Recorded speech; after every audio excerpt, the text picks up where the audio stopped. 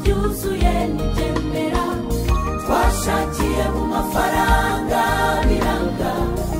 dushakira mu mashuri twize biranga hari n'abageze mu miryango biranga tukugezeho Yesu tubona biremeye nahandi wabona amahoro uretse muri Yesu twashakiye mu mafaranga biranga dushakira mu mashuri twize biranga hari n'abageze mu miryango